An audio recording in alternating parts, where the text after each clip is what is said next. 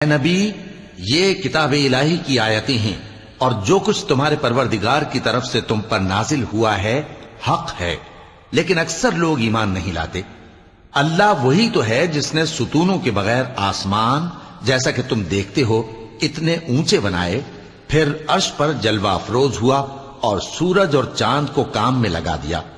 ہر ایک میعاد معین تک گردش کر رہا ہے۔ وہی دنیا کے کاموں کا انتظام کرتا ہے۔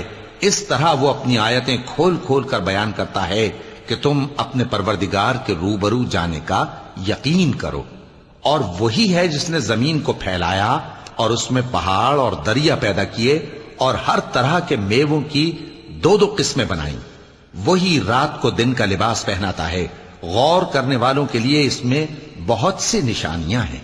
اور زمین میں کئی طرح کے قطعات ہیں ایک دوسرے سے ملے ہوئے، اور انگور کے باغ اور کھیتی اور کھجور کے درخت۔ بعض کی بہت سی شاخیں ہیں اور بعض کی اتنی نہیں ہوتی، باوجود کہ پانی سب کو ایک ہی ملتا ہے۔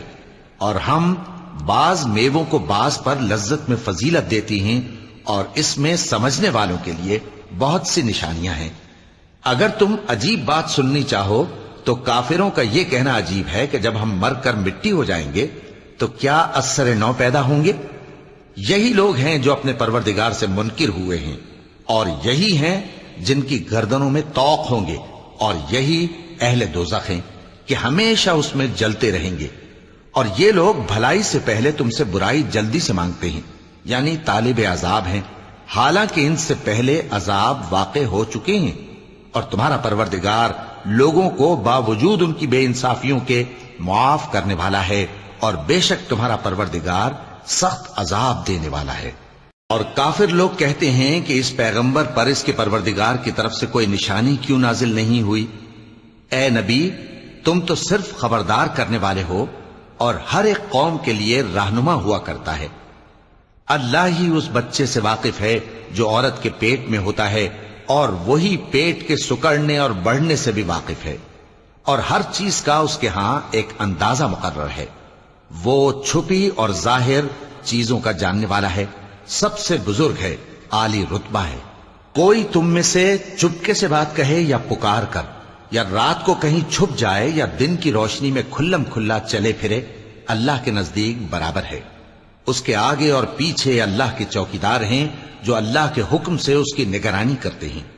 اللہ اس نعمت کو جو کسی قوم کو حاصل ہے نہیں بدلتا جب تک کہ وہ اپنی حالت کو نہ بدلے، اور جب اللہ کسی قوم کے ساتھ برائی کا ارادہ کرتا ہے تو وہ پھر نہیں سکتی، اور اللہ کے سوا ان کا کوئی مددگار نہیں ہوتا۔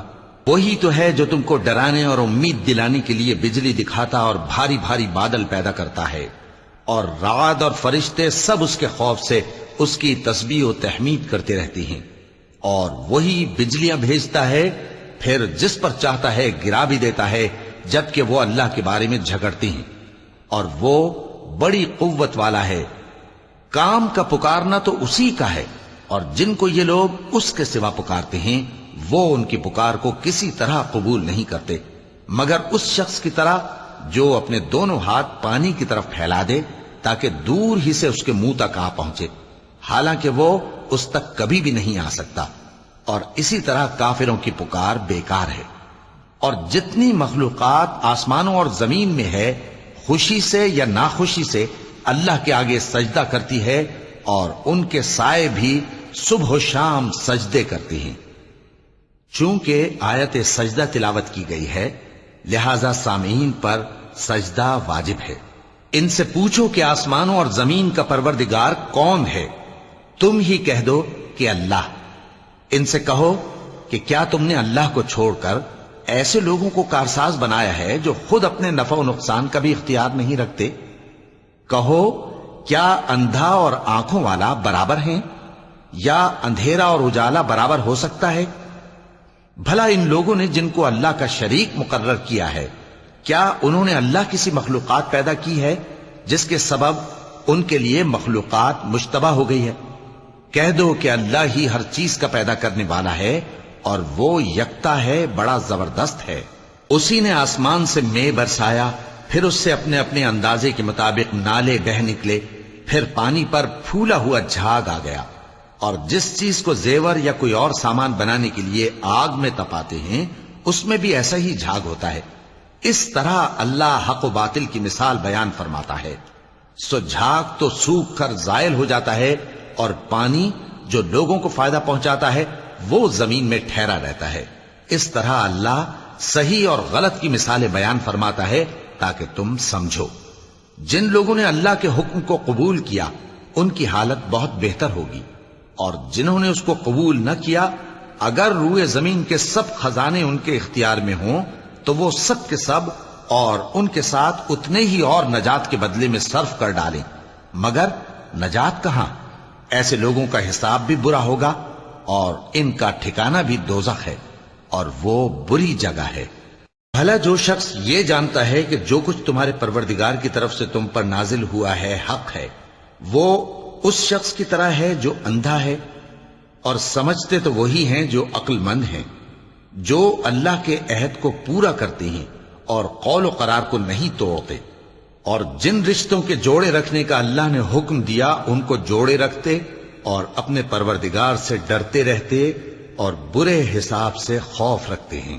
اور جو اپنے پروردگار کی خوشنودی حاصل کرنے کے لیے مصائب پر صبر کرتے ہیں اور نماز پڑھتے ہیں، اور جو مال ہم نے ان کو دیا ہے اس میں سے پوشیدہ اور ظاہر خرچ کرتے ہیں اور نیکی سے برائی کو دور کرتے ہیں، یہی لوگ ہیں جن کے لیے عاقبت کا گھر ہے، یعنی ہمیشہ رہنے کے باغات جن میں وہ داخل ہوں گے، اور ان کے باپ دادوں اور بیویوں اور اولاد میں سے جو نیکوکار ہوں گے وہ بھی بہشت میں جائیں گے، اور فرشتے بہشت کے ہر ایک دروازے سے ان کے پاس آئیں گے اور کہیں گے تم پر سلام ہو، یہ تمہاری ثابت قدمی کا بدلہ ہے، اور عاقبت کا گھر خوب گھر ہے. اور جو لوگ اللہ سے پختہ عہد کر کے اس کو توڑ ڈالتے اور جن رشتوں کے جوڑے رکھنے کا اللہ نے حکم دیا ہے ان کو قطع کر دیتے اور ملک میں فساد کرتے ہیں، ایسوں پر لعنت ہے اور ان کے لیے برا انجام ہے. اللہ جس کا چاہتا ہے رزق فراخ کر دیتا ہے اور جس کا چاہتا ہے تنگ کر دیتا ہے. اور کافر لوگ دنیا کی زندگی پر خوش ہو رہے ہیں، اور دنیا کی زندگی آخرت کے مقابلے میں بہت تھوڑا سامان ہے. اور کافر کہتے ہیں کہ اس پیغمبر پر اس کے پروردگار کی طرف سے کوئی نشانی کیوں نازل نہیں ہوئی؟ کہہ دو کہ اللہ جسے چاہتا ہے گمراہ کرتا ہے، اور جو اس کی طرف رجوع ہوتا ہے اس کو اپنی طرف کا رستہ دکھاتا ہے، یعنی ان کو جو ایمان لاتے اور جن کے دل اللہ کی یاد سے آرام پاتے ہیں ان کو.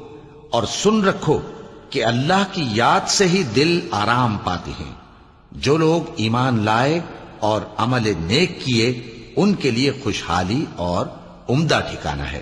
جس طرح ہم پہلے پیغمبر بھیجتے رہے ہیں اسی طرح اے نبی ہم نے تم کو اس امت میں جس سے پہلے بہت سی امتیں گزر چکی ہیں بھیجا ہے، تاکہ تم ان کو وہ کتاب جو ہم نے تمہاری طرف بھیجی ہے پڑھ کر سنا دو. اور یہ لوگ رحمان کو نہیں مانتے. کہہ دو وہی تو میرا پروردگار ہے، اس کے سوا کوئی معبود نہیں، میں اسی پر بھروسہ رکھتا ہوں اور اسی کی طرف رجوع کرتا ہوں. اور اگر کوئی قرآن ایسا ہوتا کہ اس کی تاثیر سے پہاڑ چل پڑتے یا زمین پھٹ جاتی یا مردوں سے کلام کر سکتے تو کیا یہ لوگ ایمان لے آتے؟ بات یہ ہے کہ سب باتیں اللہ کے اختیار میں ہیں. تو کیا مومنوں کو اس سے اطمینان نہیں ہوا کہ اگر اللہ چاہتا تو سب لوگوں کو ہدایت کے رستے پر چلا دیتا؟ اور کافروں پر ہمیشہ ان کے اعمال کے بدلے آفت آتی رہے گی یا ان کے مکانات کے قریب نازل ہوتی رہے گی یہاں تک کہ اللہ کا وعدہ آ پہنچے. بے شک اللہ وعدہ خلاف نہیں کرتا. اور تم سے پہلے بھی رسولوں کے ساتھ تمسخر ہوتے رہے ہیں تو میں نے کافروں کو مہلت دی، پھر میں نے ان کو پکڑ لیا. سو دیکھ لو کہ میرا عذاب کیسا رہا. تو کیا وہ جو ہر شخص کے اعمال کا نگراں و نگہبان ہے وہ بتوں کی طرح بے علم و بے خبر ہو سکتا ہے؟ اور ان لوگوں نے اللہ کے شریک مقرر کر رکھے ہیں. ان سے کہو کہ ذرا ان کے نام تو لو. کیا تم اسے ایسی چیزیں بتاتے ہو جو روئے زمین پر ہیں اور اسے معلوم نہیں؟ یا تم لوگ محض سطحی بات کی تقلید کرتے ہو؟ اصل یہ ہے کہ کافروں کو ان کے فریب خوبصورت معلوم ہوتے ہیں اور وہ ہدایت کے رستے سے روک لیے گئے ہیں. اور جسے اللہ گمراہ رہنے دے اسے کوئی ہدایت کرنے والا نہیں.